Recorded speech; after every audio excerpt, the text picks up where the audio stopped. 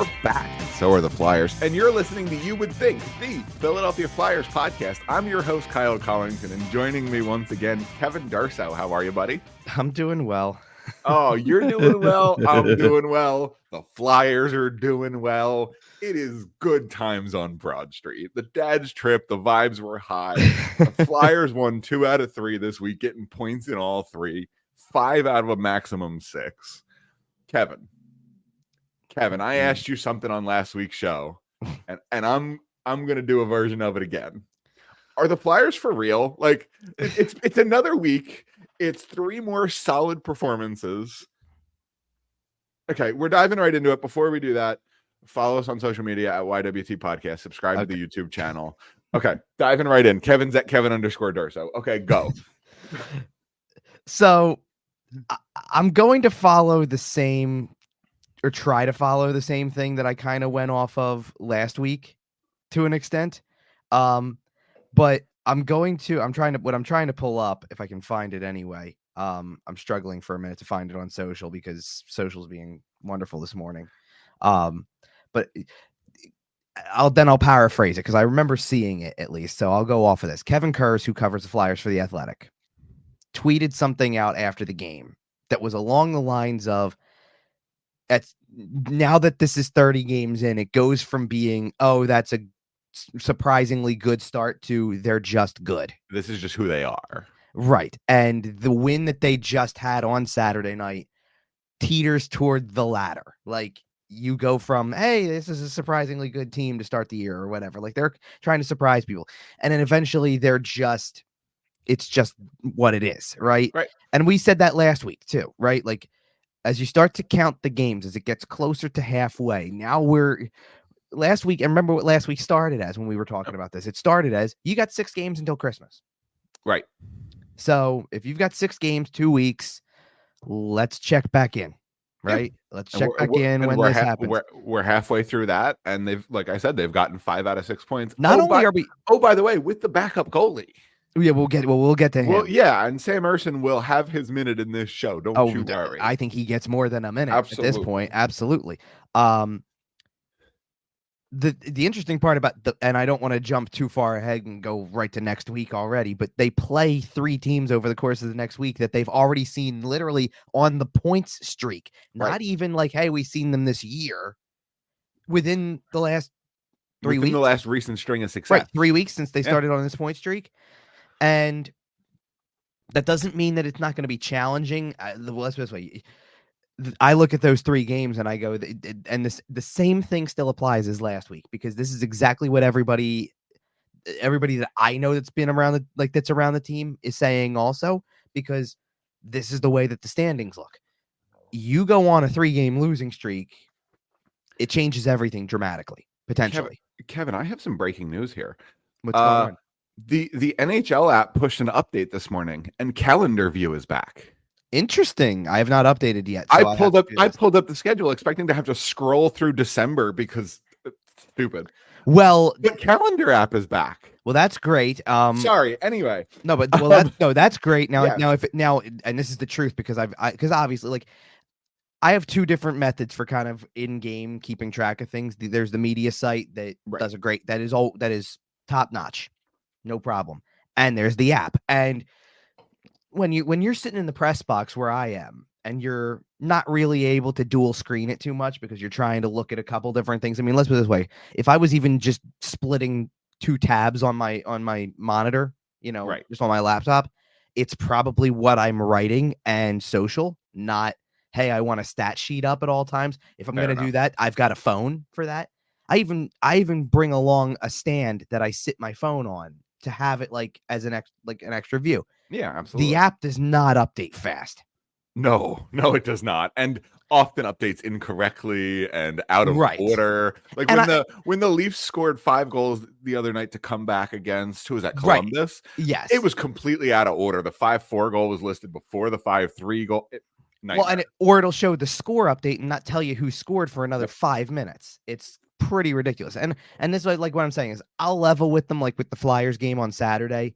It starts and it's Sean Couturier who scored the first goal, because everybody in the building thought that at first, and then the replay showed it was not. It was it was Cam Cam York's yeah. goal, and it hit JT Comp for stick, and that's why. So it takes a second for that to update, but I get that. That happens sometimes. A deflection, you're not sure who got it. 10 minutes to get on the app in the first place is pretty Right. frustrating. I just wish it would update faster. So maybe if that's part of the update or a future update as well, in addition to the calendar view, that would be lovely. Maybe.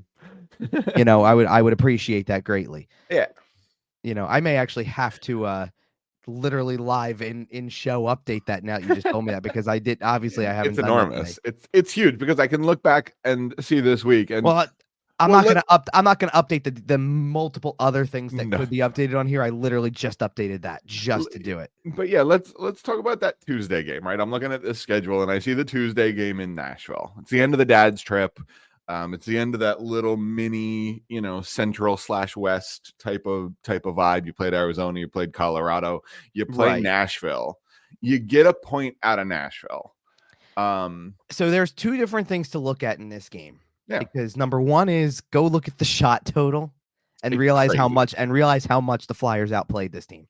Absolutely. The Flyers absolutely should have won that game, right? Like the deserve to win a meter. Sure. Exactly. Based on that. Right. Now, I do want to give Nashville credit, because since then they've gone on to win two more since they beat Washington. I'm trying to remember who else they beat during the week. I'm not going insane with this, because we're here for the Flyers. Right. They won another game this week too. Carolina, and they rallied. I forgot all about that one. That was a game that was like 5-2 at one point, and they came back and won the game in overtime. Yeah. Same guy, by the way, Philip Forsberg.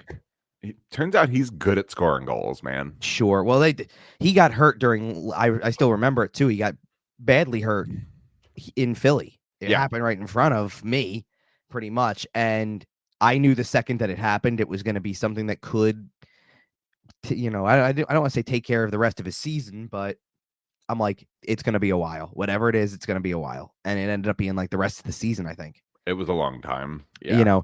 But they trailed Carolina 2-1, 4-2, 5-3, managed to get the game tied, won it in overtime, 6-5 final. Wild, right? Just wild kind of game. And then they go out the next night and they beat Washington 3-1.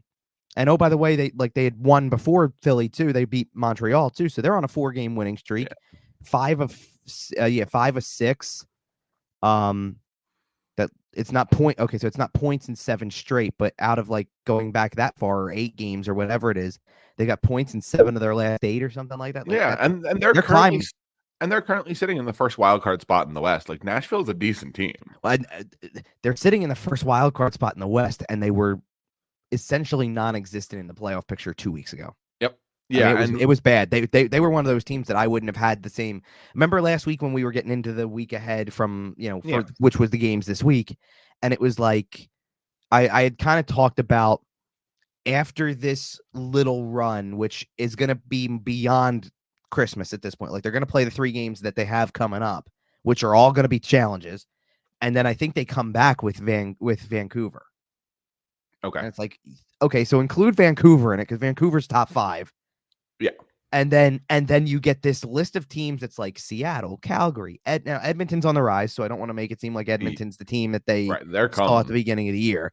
But they also get, like, after the new year, they also get Columbus early in the year. They get Calgary again. They get Minnesota at one point in time in there. Like I think they play Pittsburgh again pretty early on. Pittsburgh's still below 20th. Like, you're going to get this list of teams that you play that are 20th or lower. By the way, just because we're a Flyers podcast here, so we wouldn't be a Flyers fan podcast if we didn't mention the Penguins getting absolutely pumped by the Leafs on Saturday night. 7-0. I was going to say, I saw something because it was in Toronto, right? Yeah. So I saw something about, how do you think Dubas and Spezza feel watching this? And the at one point the Toronto crowd was giving him the Dubas. They've got issues. That team's got massive issues. You know what? They sure do. And the Flyers are, as I mentioned to you before the show here, the Flyers are currently sitting 11th in the league. I can't even go off of that at this point. Like, I don't even pay attention. With 37 points, and there's a glut of teams sitting above them at 38. Right. The Flyers are legitimately 2 points away from being a top 5 team in the league. Well, exactly. I just go off of, you know what? Another week has come and gone, and this is still true. What I just put up on the screen. Flyers are still in second place. Yep. You know, and don't get me wrong, they lost in overtime and it flipped. Sure. Right away, right? Sure. And things are still close enough. Like the Metro is super duper tight. And if you have a bad week, you're still in trouble, right? Like we talked about Nashville kind of charging. And if the Flyers do the opposite, if you lose 5 of 6, you're still in trouble.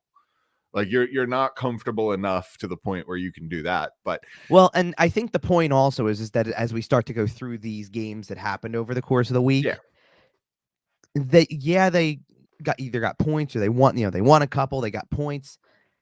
You can look back at every single one of them and go, there's a way they lose all 3 games. Oh, absolutely. And I'm not trying to bring the vibe down from that. I'm being realistic in the sense that it's not like they dominated and it was comfortable. You know, there's moments where you're sweating it out, and it's like, so I think what like the point of that is it's just that it still is on. It should still be on your mind as you go into future games. Like, it's not impossible for this to be, for one bad week. That's all it's going to take right now to change the whole course of this. So that's, again, maybe it's just not pumping the brakes on expectations or anything like that, or what could be, because you're seeing what's unfold. Because I hate the way that I just worded that, because like pump the brakes on expectations. No, I know what you're saying. Well, I know you do. Like, what I'm saying is that they've already exceeded expectations. Absolutely. By a mile. They have far exceeded expectations, but this is not a team like the Boston Bruins, mostly of previous years. This isn't a team like the Toronto Maple Leafs. This isn't a team like the Vancouver Canucks, or the Edmonton Oilers, where you can kind of rely on your star power to dig you out of a hole. Sure, they don't have that guy. Right. This team is scratching and fighting and clawing for every single point that they get. But yet the thing is, and this is maybe taking more from the Detroit game than it is any of the others, I guess, because, we're going to get into the goalie in a minute, because that he's the big story. Well, he's a big story, but like, sure, Carter Hart was sick this week again. We actually talked to him on Saturday after morning skate, so he was able to back up, and he seems hopeful that they've gotten that figured out. Something had to be figured out. He didn't want to go into detail, which is understandable. So I'm absolutely, not like and with medical stuff, we absolutely respect privacy entirely. Sure, and but bottom line was that whatever it was, because he even said he got sick 3 times in a month, basically. And it's like, and something's going on. Right. So they were able to try to get, hopefully they got to the bottom of it, and he'll be back relatively soon. Yeah. Definitely, and he admitted this part, so I'm not sharing anything that he didn't share with everybody else. Definitely lost some weight. Yep. You could see it. You could see it, but also like, because I'm like, they confirmed it. Right. Well, he confirmed, but they also I'm sure they popped like in because there was no video in the room when we interviewed him, but I'm sure they popped him up on the broadcast during Saturday's game because he was there and he was back, and like you could kind of see it pretty much right away just looking at him. Even like he thinned out a little bit in the face and things like that. Like he definitely lost some weight. So he'll eat some ham over Christmas. He said he's going to try to gain it back. He prefers to. Good family meal. He'll be all right. Well, he did bring that part up too, by the way, that the fact that the dad's trip was this week and they stayed around for Thursday as well in Philly. Yeah. That having his dad in town was a comfort going through the process. Like, of course, that if you're going, to have to go through something and get some, and the results are involved and you're trying to properly diagnose something to figure out why this is happening, it's good to have family around. So definitely. There's by the way, there's another family anecdote on a much more not going through a medical side. Okay. On a much more positive note that I'll bring up when we get to the other goalie, by the way, because he said something after the game about it. But so here's something I wanted to bring up when we go through this, because you're right. Like, you're talking about, like, in terms of putting him in the stratosphere of like the Vegas Ranger, Bruin, that kind of team type of thing and things like that, right? Teams that can coast on talent. They are not that team. Sure, they're not. They have to work hard every game. But I do want to bring this up because I started thinking about this and I went through and I'm like, let me just, as I'm browsing this list of teams, because there's a handful of teams that are in the top 10, just in the top 10 alone. Let's just start there, that they haven't played yet this year, to be able to put them next to that team and say, can they compete with them? Can they do the same thing they've done against some of these other teams? Right. Because every time we've come through the schedule, we've gone through this, right? Every time we go through another week, we sit there and we look and we go, oh, they're playing blank this week. That'll be a test where we'll see what they're made of from that. Right. And every week they've answered the call so far. Yep. To the point where at this point we have to start reevaluating that, because most teams that they're looking to play, and now that we're almost halfway through the season, it's a pretty significant sample size. Most of the teams that they're playing are below them in the standings. Well, right. It just comes out they're looking down at them. Even by the smallest of margins, but still, right. You're right. They're right there with them. I'm just going to read off a couple of teams that are both ahead of them or whatever. I'm just going to read off a bunch of teams and you'll be able to figure out what they have in common in a second. Okay. Vegas, Vancouver, LA, Dallas, Colorado, the Islanders, Nashville, Detroit, Carolina, New Jersey, Washington, Arizona. Okay. That grouping of teams. Okay. They have two things in common. One from a league standpoint and one from a Flyer standpoint. I'll give you the league standpoint to be easy with it. From a league standpoint, every one of those teams is top 20. Okay. They are not one of these bottom tier, bottom third teams. Right. What is the Flyer thread though? What is the Flyer connection here? The Flyers beaten all those teams this year? Not beaten, but gotten a point against every one of them. Fair enough. Do you want to know out of the rest of the top 20, by the way? So here's the teams that I didn't mention out of the top 20. The Rangers, Boston, Toronto, Winnipeg, Florida, Tampa Bay, St. Louis. So they haven't played Florida, Winnipeg, or St. Louis yet, right? They haven't played St. Louis. They haven't played Tampa. They haven't played Florida. They haven't played Winnipeg. They haven't played Toronto. They haven't played Boston. The only team, the only team in the top 20 that they do not have a point against that they've played against is the Rangers. Wow. So after a certain point, if you've done that against every team in the top 20, just down to getting a point, and you've only played the Rangers once, for the record. Right, and I get that, but you get what I'm getting at though. Where it's I know. Dallas is a really good team. You played them way back before all of this recent stretch, 8-game point streak. I'll put that up on the screen too at this point. 8-game streak.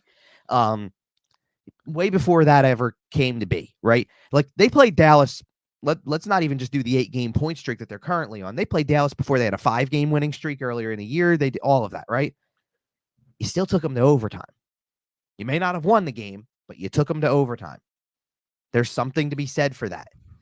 And you know what? If you do, just go back on the Rangers real quick. If you do end up staying around in the playoff race, your Rangers games are super duper important, right? You play them February 24th, right before the trade deadline. Then you play them March 26th and April 11th, right at the end of the regular season. 2 games in about 2 weeks. So that's going to be fascinating, by the way, because if those are points that the Flyers are fighting for playoff purposes, those are some fun hockey games. Sure, but that's going to be an interesting conversation to have when, because you even brought it up. They play in February, right? Yeah. And that's still pre-deadline. So where's the team at that point? Are they selling? Are they buying? Are they standing pat? Well, I still don't see them buying. That's the point. I could see them making small value adds, nothing crazy, but a Matthew Joseph from Ottawa type of thing. Guys who are young, you're saying get a little term on, but you're saying a this for that, where they might get a little something more and take a player on top of it that doesn't hurt you. Small hockey deals, or like I said, you grab a guy who's young that you might be able to hold on to that might have some value. Even if you do end up rebuilding. The problem with that is it depends on who you're willing to move in the first place. I think, at this point, nobody big's moving. I'll tell you that right now. I don't want to say the way it's going. Right, nobody big is moving.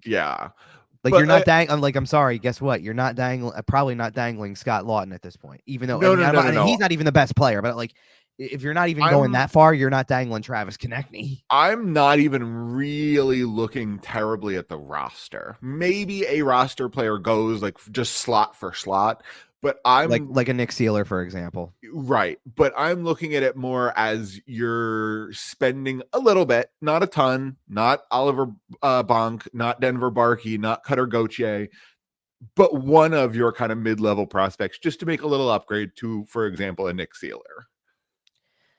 I could see something like that. I'm not maybe, and you know what?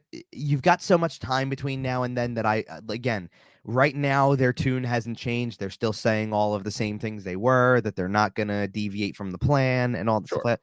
And it's not that I don't buy it. I see a lot of people out there like nationally who are like, I don't know if you saw this. The Athletic had something recently that had to do with like, I guess it was among their writers, a voting system that was like, who's the surprise team, who's going to win they did it for award races. Right.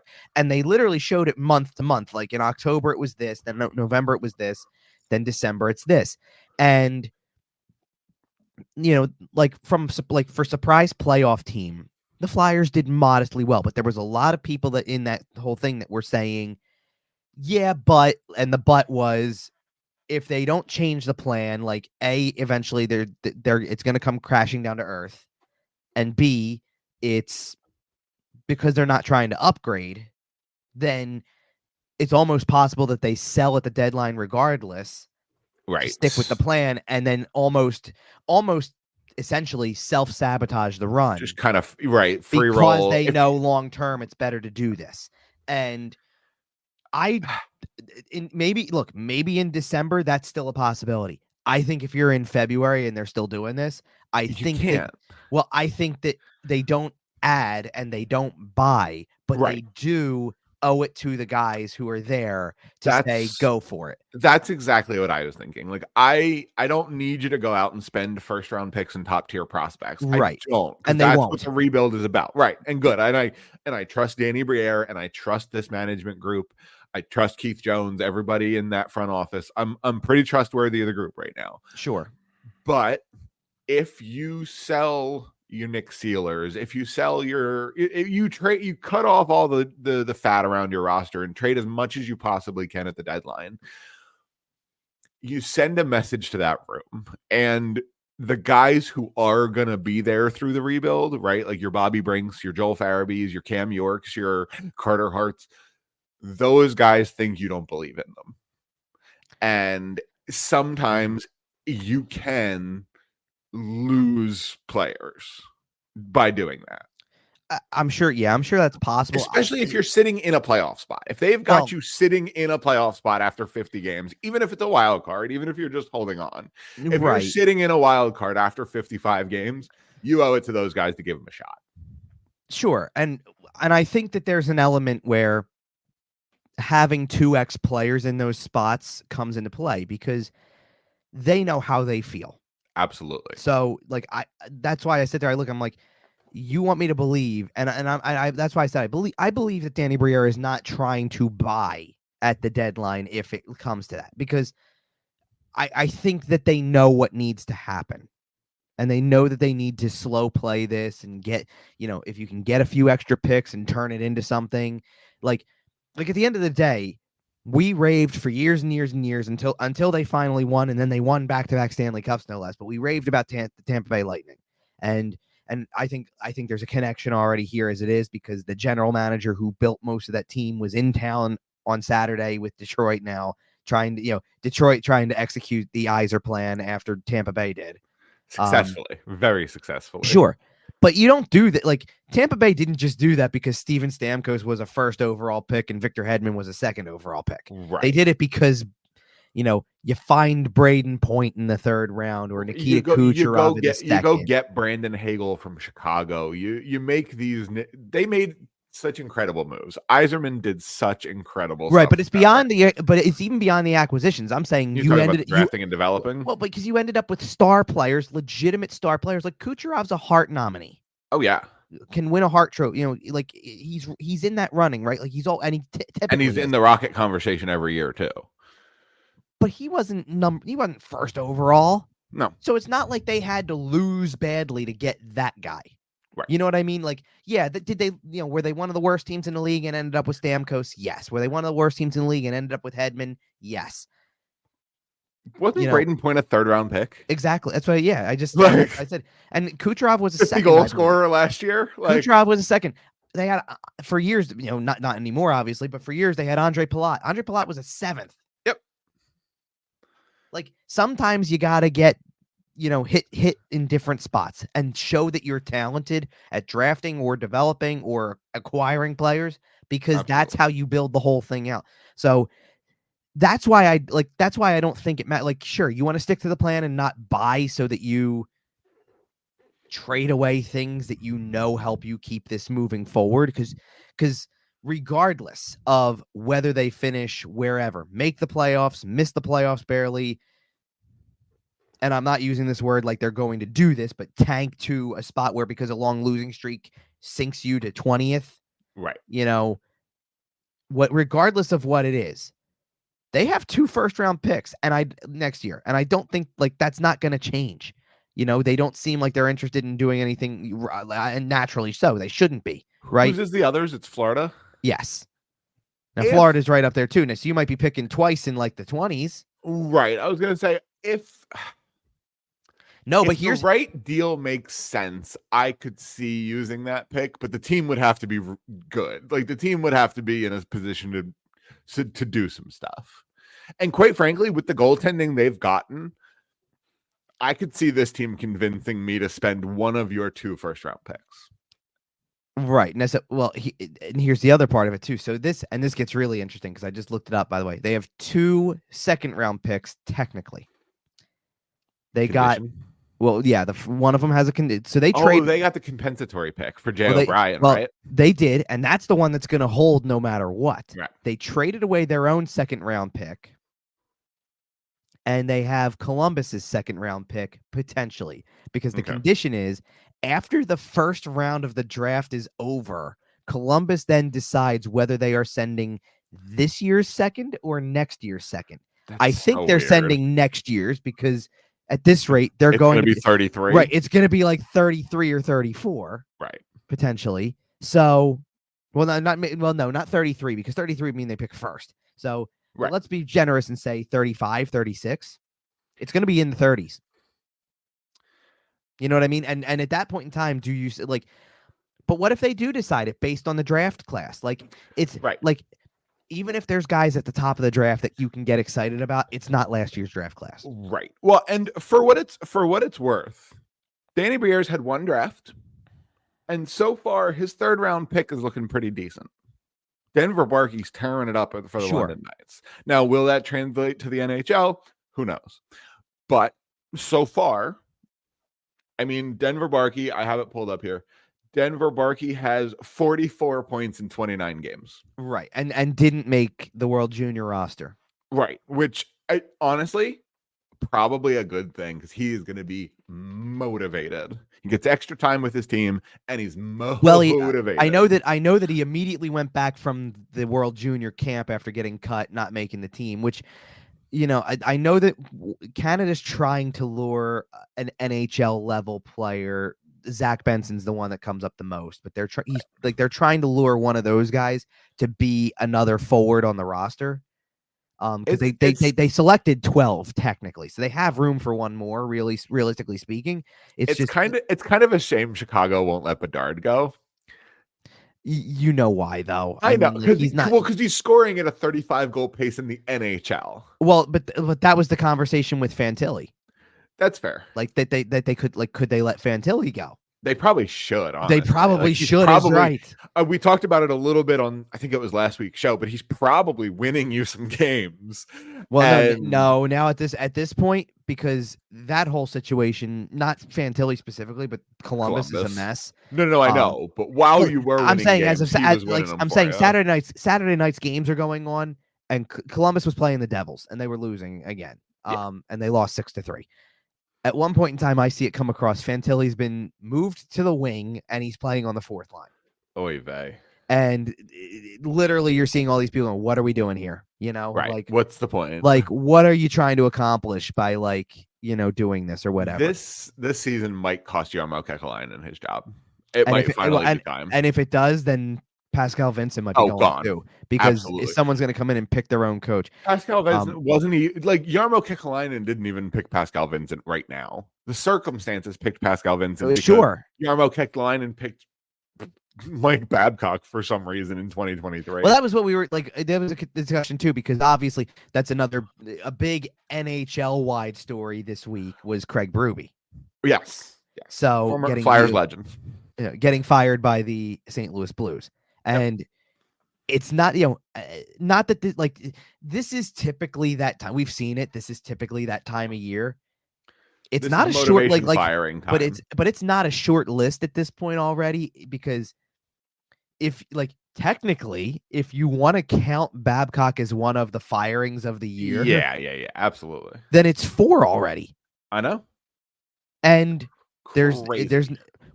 And it's not like the talk of that is slowing down, because there's a lot of talk about DJ Smith in Ottawa. There's a lot of talk about Mike Sullivan in Pittsburgh. Well, Sullivan, they keep telling you, is safe though. Yeah, but they do. When Jay Woodcroft hops on a jet to Pittsburgh, let me know. I hear you. Because that's 100%. That he is the perfect coach for that team where they're at right now. You also have. I know that there's some there's not rumblings that something's gonna happen, but there's definitely heat in Buffalo. Okay. The stove has been turned up a little bit there too, in terms of how things are going there. So the bottom line, the point I'm making is that might not be the last one you hear about. Oh no. By the way, on a similar note, is John Tortorella the Jack Adams favorite? He's got to be in the conversation at the moment. He has to be in the conversation. He has to be. I'm going to tell you right now, I saw the other day that I think on FanDuel, he's 5th best odds. Did you consider it? Well, I'm not as much of the betting type. Okay, but so it's pretty low, +400 or 500 type. No, it's a great. Honestly, it was a value I would if I would if you were a betting man. Well, but if I'm seeing what's going on and willing to take a chance on it being sustained, because I think that's also part of the problem is we know how that award is, right? It's so much I know where you're going with it, because yes, it's the you weren't supposed to make it and you did award. Right. Can you describe the Philadelphia Flyers season any better than that? But I think there's skeptics again to when the deadline hits, do they just, what do they do? Again, like I said, do they almost self-sabotage the possibility of making the playoffs, which really probably would cement the idea that he's a candidate? Right. The odds that I saw were plus 1,200. Oh, okay. I might have changed with another win. Yeah, not very much. I will check my current betting app of choice. Let's put it this way. I hear what you're saying about that. I'm going to tell you right off the bat, no matter what happens, he's going to have a tough time against Rick Tocchet. Fair. Because absolutely valid. That is definitely looking promising for Vancouver in terms of making the playoffs. Not just making the playoffs, but shattering the expectation there. See, but they have that superstar talent that the Flyers don't. You're going to go off because they have Besser and they have Quinn Patterson and Hughes, and the Flyers don't have. Well, I started up front. That's why. Right. The Flyers don't have a single player as good as Elias Pettersson. And I say that respectfully to Sean Couturier, Travis Konechny, Joel Farabee, etc. Well, and they don't have a defenseman as good as Quinn Hughes. All due respect to Travis Sanheim, and the season he's been having makes me question that. But I will stand firm that Quinn Hughes has been a little more consistent over the course of his career.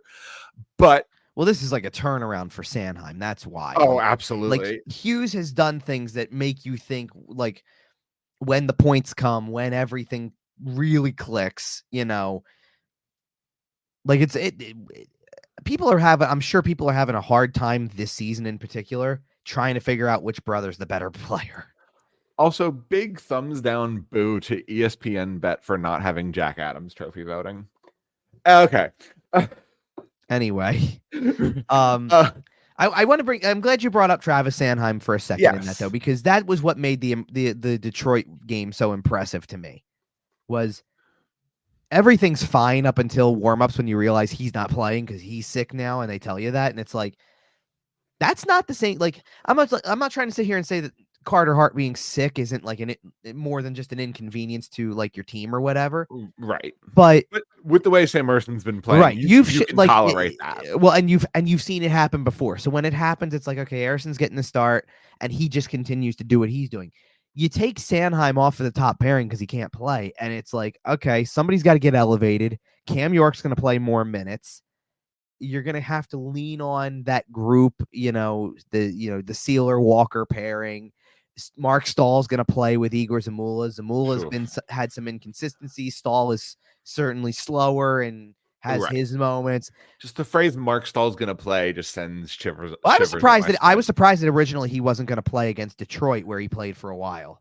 So that's fair. I thought it was a big reunion vibes game. By the way, Shane Gostisbehere returns, Alex Lyon returns, then got hurt. But yeah, unfortunate to see. I hope he's okay.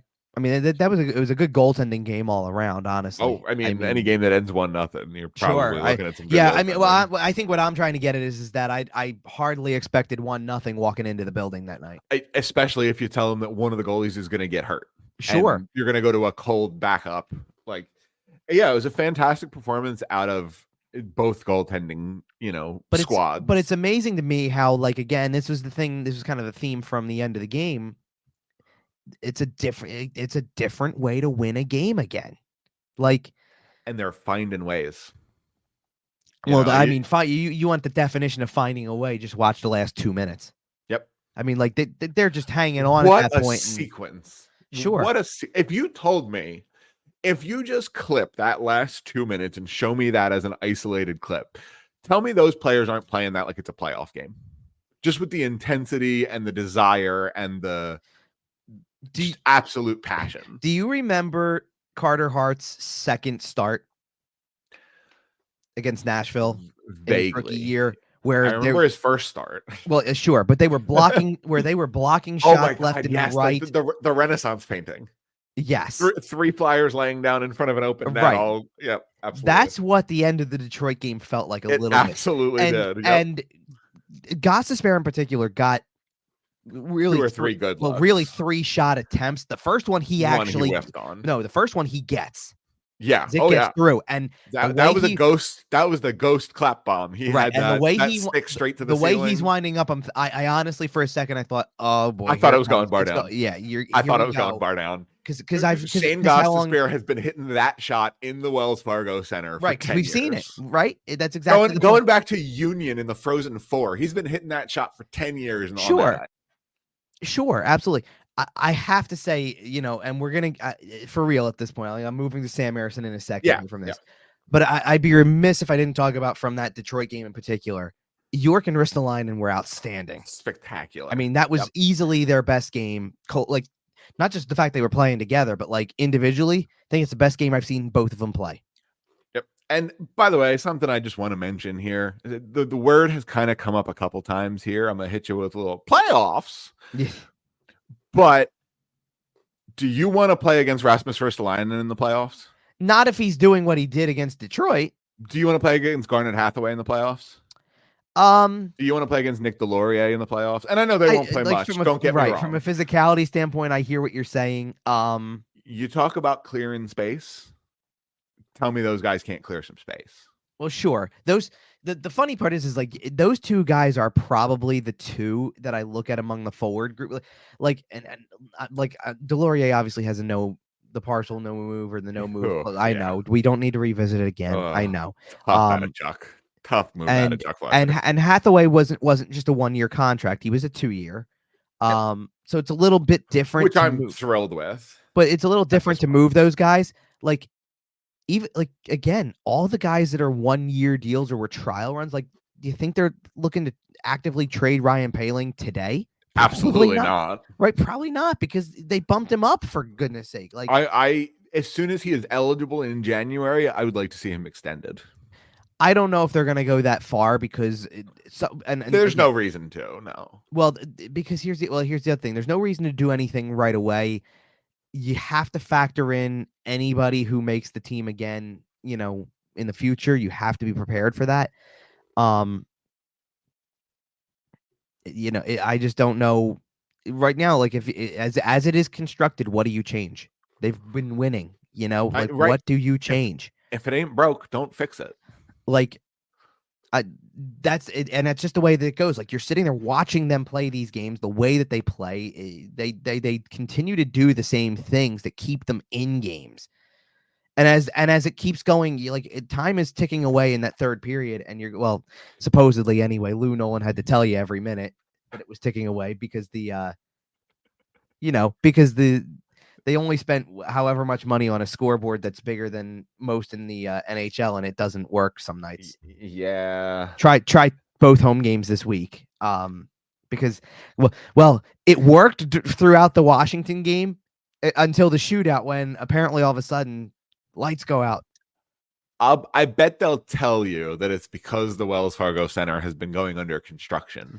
The problem is it's like the 95 construction. It's been happening for 6 years at this point. At what point is that just what you are? We talk about this Flyers team.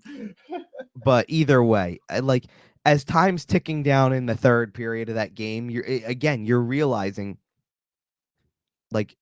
sure, maybe up until the flurry of chances that Detroit had in the final 2 minutes, you're going, right, they're not doing anything to prevent winning this game. No, they're gonna win. Yep. That's the thing, right? And oh, by the way, at the same time that's going on, go look at the rest of the scores from Saturday. And there was some wild hockey games. But in terms of for a little while, you were in the third period leading 1-0. The Rangers were losing 1-0 to Boston. They came back and won the game 2-1 in overtime. But the Rangers were losing 1-0. The Islanders were losing to Montreal. The Penguins were losing to Toronto. The Capitals were losing to Nashville. And all of a sudden, you're looking around, you're going, how many other teams how many other teams in the division are going to lose? Yep. Right. We're the only team in the division getting points tonight. Potentially. And I mean, the Islanders made it interesting. Sure. And the Rangers won. And the Devils beat Columbus, which it doesn't sound like as much of an accomplishment. Right. I mean, but it's interesting. And that's what made, again, forget the game they play, getting a point in Nashville is fine. Winning the game against Detroit is fine. There's nothing, it's the divisional games that have the biggest implications when you want, whatever when it comes to playoffs, right? Right. So you needed that game against Washington if you wanted to continue to keep that narrative going. For sure. And and you almost are in a position to lose the game on a fluke, a total fluke. The guy breaks a stick and it goes right to Dylan Strome, open net, score, right? Yep. Okay. You rally back for a second time. And then now I'm bringing Sam Ersson into this because I'm good. Absolutely. Because here's the thing. When did they get good at shootouts? When Sam Ersson hit the net. Apparently 3-0 in shootouts. Listen, if they can't score, you can't lose. I'm also convinced, based on some of the shootouts that the 3 shootouts that they've had, by the way, when Sean Couturier wasn't playing, did he just sit at home and think up ways that he could score in the shootout? Because he's been pretty money this year. Sean Couturier definitely played a lot of cello last year. Absolutely. I don't know about that, but he definitely was taking some ideas, at least, because he's been really good in the shootout. Bobby Brink had to wait out the move there. Nasty. By the way, that's Sam Ersson wants partial credit for that. He said after the game, because apparently he's pulled that move that Charlie Lindgren tried. Okay. Ersson's pulled that move in practice, so apparently there's a tell that a goalie's going to try that. A goalie's about to fly at you, and Brink picked up on it, made the move, and got and then basically glided it to the net, Mike Richards style. Yep. To just make it easy. Oh, what a reference! Oh, I just got hit with the best little fuzzy burst of nostalgia. Oh, that was great. Sorry, I was at that game and it was amazing. But and then And Ersson, to this point in the shootout, by the way, Ersson hasn't been scored on except for by one person. And oh, by the way, it's possibly the greatest shootout performer ever. Crazy. TJ Oshie, okay, fine. You get scored on by TJ Oshie. I don't think that no. You're not alone. That's almost a badge of honor. Like, you're not alone. To the side and let him put it in. American hero TJ Oshie. But it's incredible. So he has that game, wins another shootout. By the way, also in a completely unexpected start. Oh yeah. Or non-planned anyway. Like, it wasn't planned that he was going to start that game. And he's had to do that several times this year. Here's what I mean by that. The start in Nashville was completely planned. He was going to start that game pretty much no matter what. He wasn't supposed to start against Washington or essentially Detroit, but the Washington game, at least, it creeps up on you because that's when it's, Carter's sick. He's not going to play. Because it was a continuation of Carter's sick, it's easier to go to Ersson at that point and say, you're getting Saturday now because we already know this is a thing. Right. You wake up on Thursday morning, you don't know you're starting that game, and then all of a sudden it's, nope, he's sick. You're starting. Usually you can potentially tell the goalie the night before. Yeah, absolutely. Prep, it's your let game. Let him do his game day. They knew, they knew on Friday Ersson was going Saturday against Detroit. And that's good for him. They didn't know on Wednesday. On Wednesday, everybody assumed it was Carter Hart getting a start against Washington. Right. It turned out to be Ersson.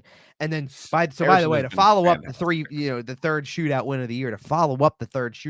of the year, with a 33 save shutout, which, by the way, is his second this year. Yep. Second in his last 5 games. I have to go look, by the way, to see what his numbers looked like season-wise after the game was over. I know his goals against coming in was solid. His save percentage was not because of those first couple of games. As it sits right now, he's got a 257 goals against and an 897 save. So it nearly bumped him up from, I think he was at 885 coming into the game. Yeah. So it nearly bumped him to 900. Yeah. Right. So he went up dramatically because what I'm getting at is that, and the Nashville game didn't help from a save percentage standpoint because he only saw 22 shots in the game, and gave up 3 goals, and certainly wanted the last one. He's also won 7 of his last 8 starts. If you take out the first 3 appearances he made, which also include, by the way, he came in for Hart when Hart got hurt against Buffalo. Yes. Yeah. And that game ultimately ended up tied somewhere in the picture. Because he took the loss. So he took the loss and only faced 9 shots and gave up 2 goals. Yeah, it's unfortunate for the save percentage. Well, in general, because by that point he'd had, 5, gave up 5 on 25 against Dallas in that overtime game. Yeah. Again, I still stand by the fact that when that Anaheim game that he got to start again, it was the first one, because he started both. The first one, where he's in goal for all 7 goals that they scored, and it was out of hand at 4-0. He should have been out of the game at 4-0. I agree, but and they let it ride in his save percentage, because for a little while his save percentage was .750. I know, and the good news is that it was really, honestly, his only terrible performance of the season so far. Right. And if you only have one, it'll come out in the wash over a long season. But since that game, to your point, yes, he's won 7 of his 6 of his last 7 starts. He's won 7 of his last 9. Do you know since the relief loss against Buffalo, do you know who the only team he's lost to in regulation is at this point? The San Jose Sharks. The San Jose Sharks, who, by the way, have surfaced as an actual legitimate hockey team. They're not good, don't get me wrong, but they are no longer. But they're not a minor league team anymore. Holy smokes. They're still 9-18-3, but they've climbed up to 30th in the league. I was going to say they're not the worst team in the league anymore, so that matters. No, the team with the best odds for Macklin Celebrini is currently the Chicago Blackhawks. Of course it is. They're really trying to do that Oilers 2008-2014 thing where they just get all the first overall picks. Where you follow up and then you miss the playoffs for 4 more years. So instead of after getting the kid named Connor, you're trying to get his his accomplice basically. Yeah, absolutely. Anyway, beyond honestly, honestly, I expected to be talking about Macklin Celebrini from a Flyers perspective because, we got the 5th best odds of getting them. Right. And then here we are just like, Macklin who?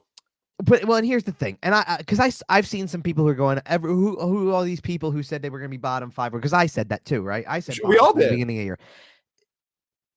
People can be wrong about things, like seriously. Right. I want to know who expected, seriously, like zero people, right? Who expected that you were getting what you're getting out of certain guys that gives you the chance to win on certain nights?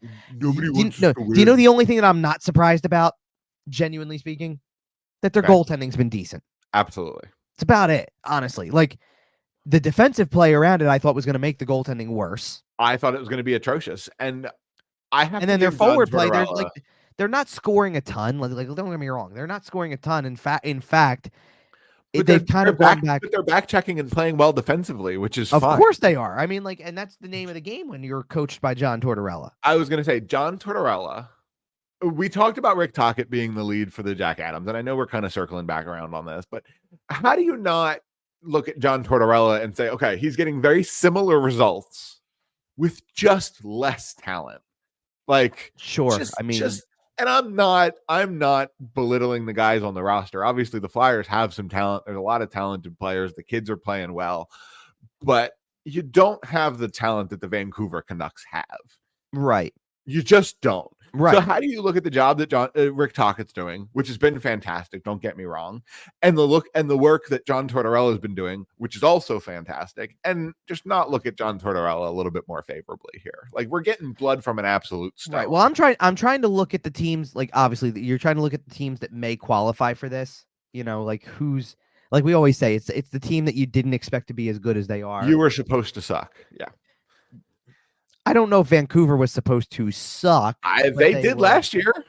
No. I know. But I know. But there were people who thought they could, because again, you had Pettersson, Besser, Hughes. You had players. Right. I just, nobody had them top 5 though. So it's like, you know what I mean? Like that's the difference. They're top 5. As much as there's things that aren't sustainable about what they're doing, they're making it so. Like I can say the same thing about the Flyers.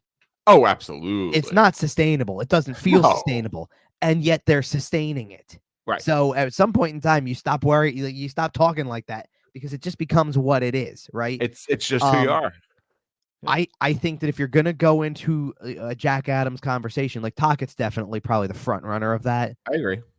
I think Jim Montgomery deserves some consideration again, because again, you take away Bergeron and Krejci, and everybody thought they were gonna fall off the cliff. They're 3rd in the league. Crazy. So I don't know about that. I wonder if there's conversation for somebody like Andrew Brunette in Nashville. Okay. Because again, they're 13th in the league. They started off poorly, but I wonder if there's conversation for that. Trying to think if there's anybody else who you could consider. I mean, depending on what happens with Washington too, I think you could go that direction as well. Spencer Carberry is doing a job with that team as well. And then the President's Trophy team, their coach always ends up kind of in the conversation. So at this point, that would be Vegas, but who knows? It could also end up being the Rangers. But how do you sit there and say that the defending Stanley Cup champion shouldn't be up? You know what I mean? Like, I get it. Right. Like, I mean, at this point, is Laviolette going to get some consideration with the Rangers again because of the first year effect? Like, everyone in the top 3, your coach is automatically at least in the conversation.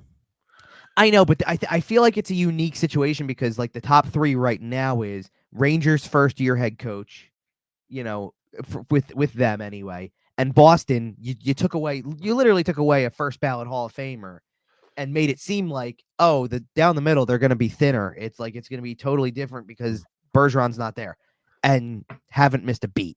No, they pulled Pavel Zacha out of absolutely nowhere. Charlie Coyle, looking like, he belongs in the top 6. Like, a guy who played 3rd line forever. His entire career. He was looking like he belongs, Yep. And I'm not saying I'm shocked by it. It's just, you know what I mean? It's like, they don't miss a beat. Yep. They didn't miss a beat about it. But you've got this whole, again, I understand where you're coming from because yes, and it even goes to the conversation we had last week with the Flyers where it was like, You added 2 more wins to the total. We were having that conversation. We said they got to 15 wins. They're halfway to now. They're more than that. They're past halfway to their win total from a year ago, and it's been 30 games. And it's still pre-Christmas. Remember what I told you a couple weeks ago? I feel like I don't remember if I told you this during the 5-game winning streak or somewhere in the last handful of weeks. But at one point in time, like we were discussing the idea, not necessarily of like where the win total was going, that they were halfway there yet or whatever, but I remember saying something along the lines of the way that they have to play and the way they know they have to play and the fact that nobody's giving it was probably after, you know what it was? It was probably after, maybe it was last week then, because I think it was after the Colorado game that Carter Hart said, nobody wants us to win. Yeah.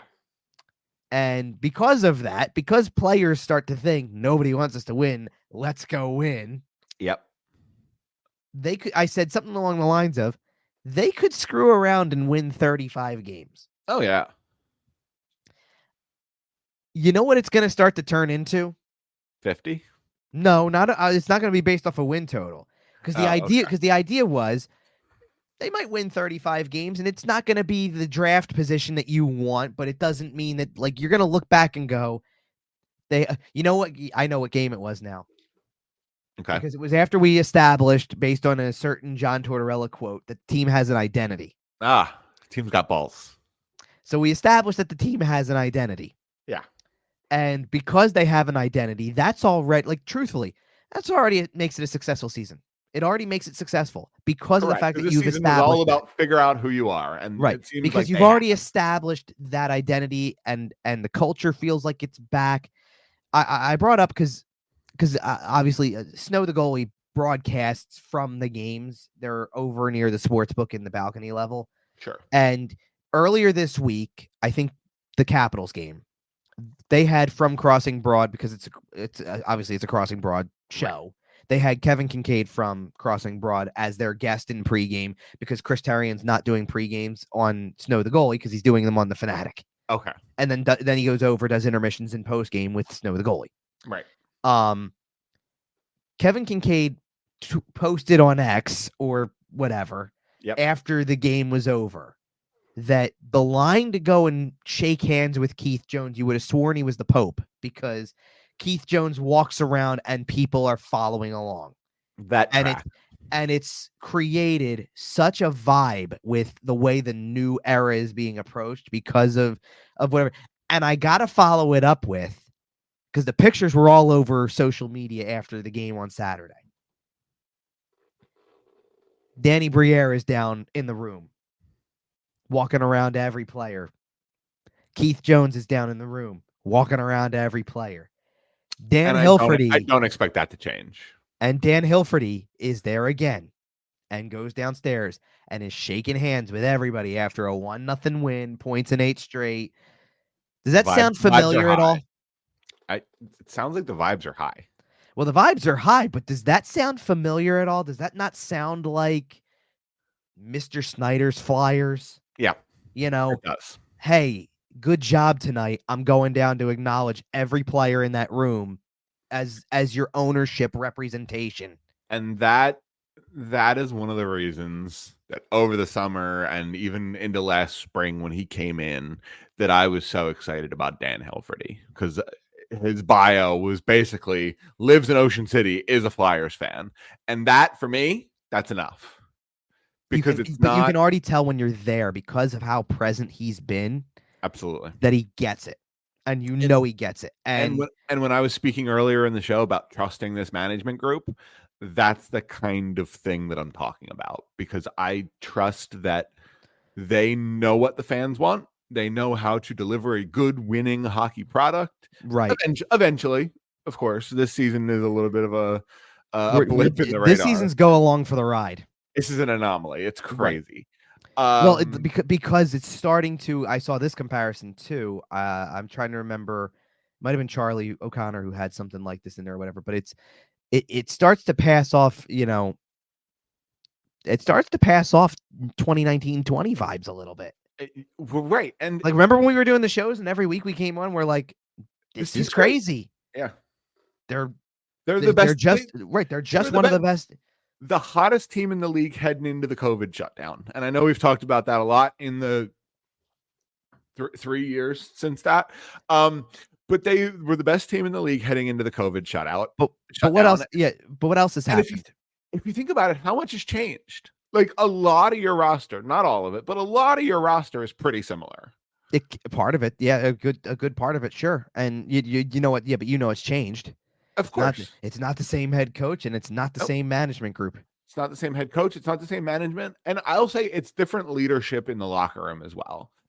Well, yeah, because sure, and I already know what you're pulling from that one. Sure, so I'm not here to belittle and demean Claude Giroux, but the team has moved on from him and has shifted into a younger, more of the Travis Konechny. I think it's a Travis Konechny run locker room from my observations on it. And that's not in a bad way, not in like a he, rules with an iron fist. Like I just mean because you can tell that everyone gravitates to. Well, because you can tell that there's more than just him, because obviously Lawton's got the letter and that's the only, and Tortorella said something to this effect after the game on Saturday too, where it's like Sean Couturier is not the most vocal guy, but when he's talking on the bench, everybody's listening. I absolutely believe that. He is your veteran presence. And that makes it that certainly makes a difference too. God, I want him to get a letter back on his jersey so bad because it looks so weird to see. Do you know what's interesting though? Because everybody made a big deal out of not just no captain again, but the fact that he was going to stick with the only Lawton has a letter thing. Right.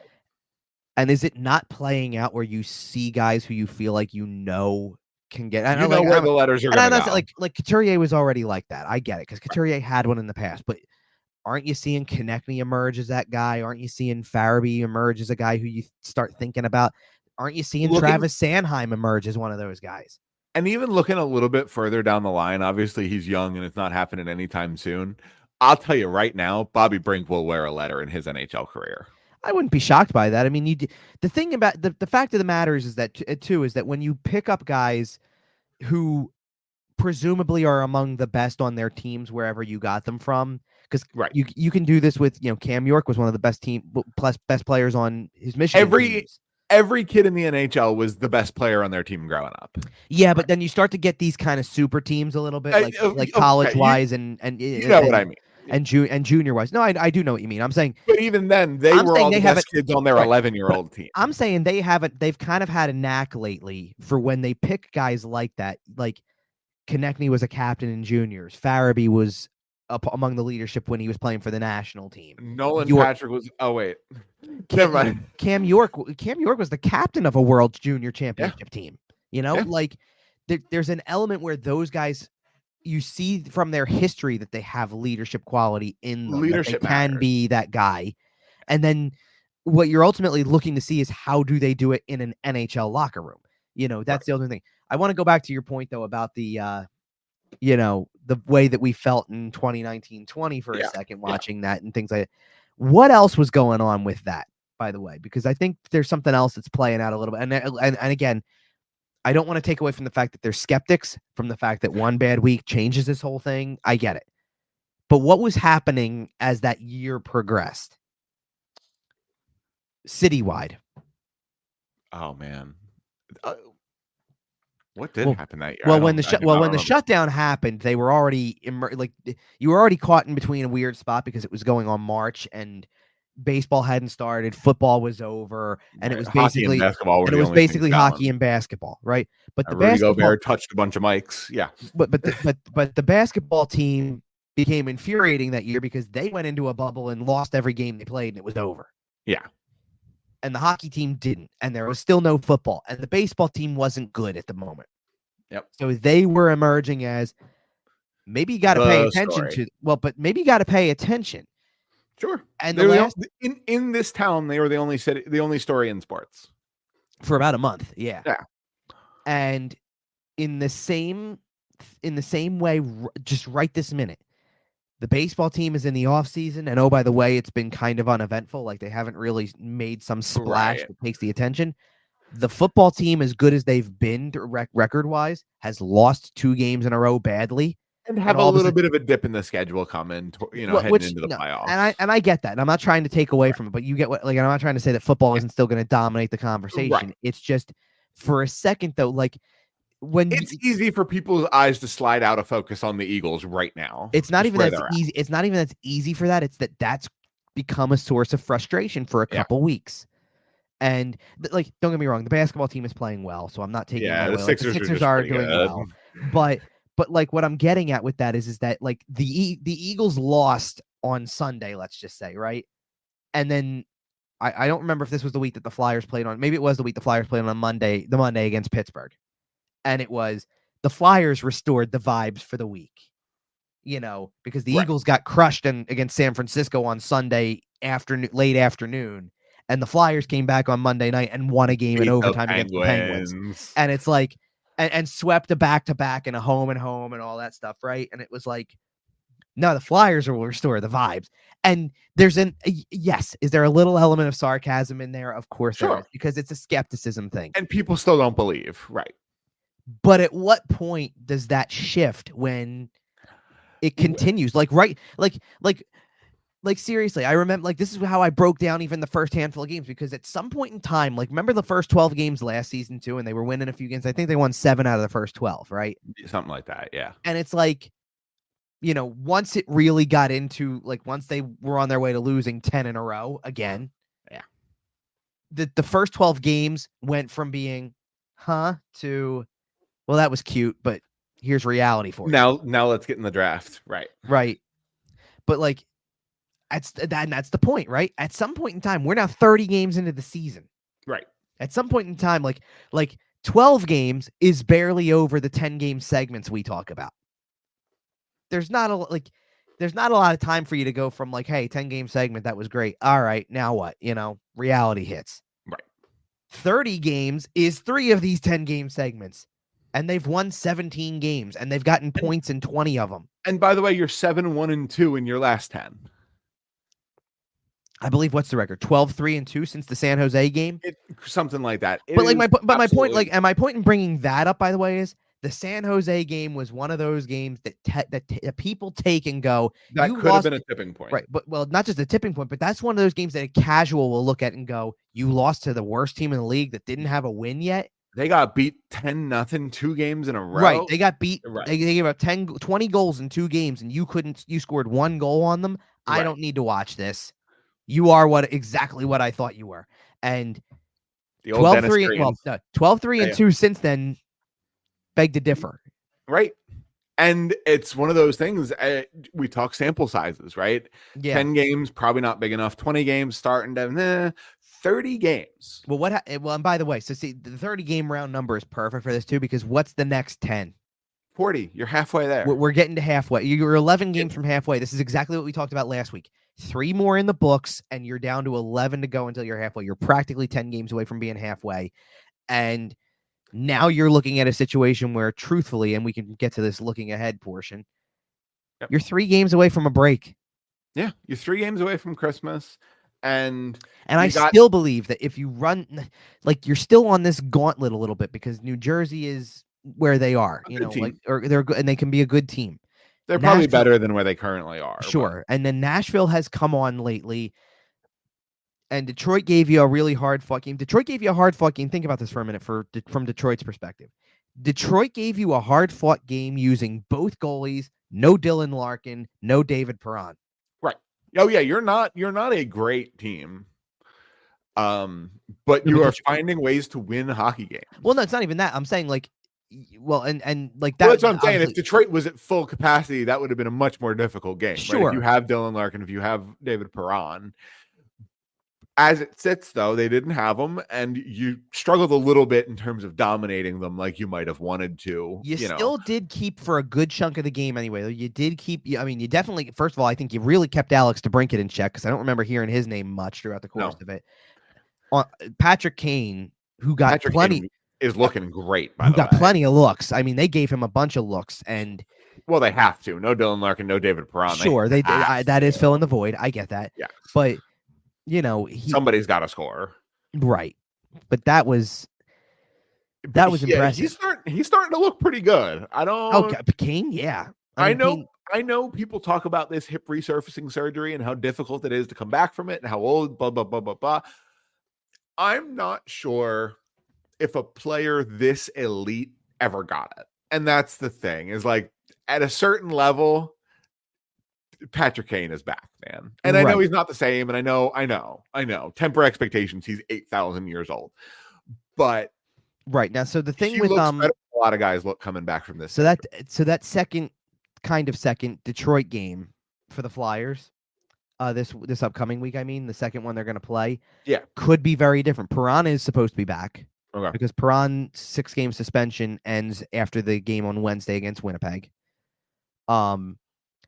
Larkin's been back skating a little bit, and it wasn't going to be like he's eligible to come off of IR for Monday's game. They said that's probably not going to happen, but it's not impossible that with another full week, he might play. Yeah. And by the way, can you imagine if that's the game he comes back at because it's a home game? Just throwing it out there. That's going to be a and the Flyers are coming on. That's the back end of a back-to-back for the Flyers, the front end of a back-to-back for Detroit. So Detroit's going to be fresher. It's going to be a much bigger challenge. Right. And like you said, these are all teams that the Flyers have seen on this current point streak. So they've gotten points against all these teams. Now, I am curious. Relatively recently. Sure. Now, I am curious about what a couple days will do. I mean, let's put it this way. To go back to the Sam Ersson thing, by the way, because while we were waiting for players to, after the game in the locker room, post-game media and stuff like that, we're all huddled off to the opposite side of the room waiting for one of the 3 players we talked to, which was the 3 that we've highlighted the most from this game. It was York, it was Ristolainen, and it was Ersson. Ersson's on the opposite side because the new look locker room, by the way, the goalie stalls are on the opposite side of the room because they're actually bigger than the rest of the player ones. And there's basically, like, on the far side of the room from the entryway is this giant video screen looking thing that they basically can throw a Flyers logo up on, and that's what looks like your backdrop while we talk to players for the most part. I mean, we've gone over to individual lockers a couple times when they're trying to get a move on with it. But typically they have you in the little mini press conference room. No. I'm talking about no. I know. Yeah. Well, it's in the locker room. It's right by where the like whiteboards would be and things like that. So it's kind of like a smart board, almost like a smart whiteboard. It could be, but they throw a logo up on it so it looks much more professional looking. Yeah. That's all it is. But the goalies are on the opposite side of the room, and John Tortorella comes in after the game and told Sam Ersson how awesome of a job he did. Basically, I'll let you put what word goes in front of awesome in front of it to keep it radio friendly. But flat out also said, enjoy the day off tomorrow. Nice. Like, have a great off day, because, like, way to go. You've earned it this week with 3 games, 5 points out of 6, nearly won all 3. 3 good performances. Right. But the last 2 in particular, obviously, to win another shootout and then shutout. Right. Yeah, like pretty good. He Tortorella really likes Ersson, by the way. I'm not saying he doesn't like Hart either. It's not like that at all. But he really likes the fact, truth be told, you need 2, don't you? You need 2 goalies. He's got 2 right now. And I was just going to say, even if Carter Hart is healthy and ready to resume being the starter, you got a back-to-back this week. You got a back-to-back next week. So Sam Ersson's going to be getting nice time. And this is you got 3 and both of them are 3 and 4s as well. Right. Well, and this is the interesting part, by the way, because I would have, if everything would have played out the way I thought it was going to before Hart was sick, you were looking at Hart was probably not getting the Nashville game, but he was probably going to get the last 2. He was probably going to be the guy who started Washington and Detroit. And obviously he didn't. Right. So I thought what it lined up was that when you looked at the Flyer schedule for the upcoming week, that Hart was going to get New Jersey, Ersson was going to get Nashville, and Hart was going to get Detroit. So it lined up with who phase 2 in the previous week. Now it doesn't matter because Ersson got both. I think that might still be how it breaks down, though. Now I think Carter Hart gets the Nashville game to play at home. Oh, fair enough. They give Ersson the road game. Okay. Do you think they give him both road games? Do you think they give him Jersey and Detroit, or do you play Carter Hart Tuesday and Thursday, New Jersey, Nashville? I think you'd rather have Carter Hart, but I think you wait for the off day / Monday, see how he's feeling, and hopefully you can get him back into a game. But I wouldn't be shocked. And see, again, same concept. If it's both, I think Ersson gets Jersey and Detroit. So it's just a matter of how Hart's feeling for the Tuesday game. Right. I think that your path of action now is Carter Hart gets Nashville, Ersson gets Detroit. I think that makes a lot of sense. That's just my speculation, but yeah, and we will see about that. And I think that's a pretty good place to kind of wrap it up here. Yep. We got a good week of hockey ahead of us. Our schedule is a little bit funky over the next couple of weeks because of the holiday. We won't be recording on Christmas Eve. We won't be recording on New Year's Eve. We're talking about doing a little something in there. We're not 100% sure. Our next regularly scheduled Sunday morning record, Sunday evening release show, roughly is Sunday show of some kind. Is scheduled for January 7th, 2024. So we will be back at that point. We'll probably be back with something at some point in between here. Right. We're looking at like in the couple of days that lead into they're back on the West Coast for the Disney on Ice trip, basically. Yeah. So somewhere in the line of like during that weekday type period, like post holiday, but not absolutely on top of New Year's. We'll get something in your subscription box. Check it out wherever you find your podcasts. You can find us on social media at YWT Podcast. Kevin is at Kevin_Durso. You can also find the podcast on sportstalkphilly.com. Make sure to check out everything going on over there. And it's a good time. Merry Christmas if you celebrate. Happy holidays if you don't. Kevin, Merry Christmas. Thank you very much. Appreciate that. Same to you. All right. And we will see you at some point right around the new year. Like I said, January 7th with a regularly scheduled show. So until then, happy holidays, and we'll see you.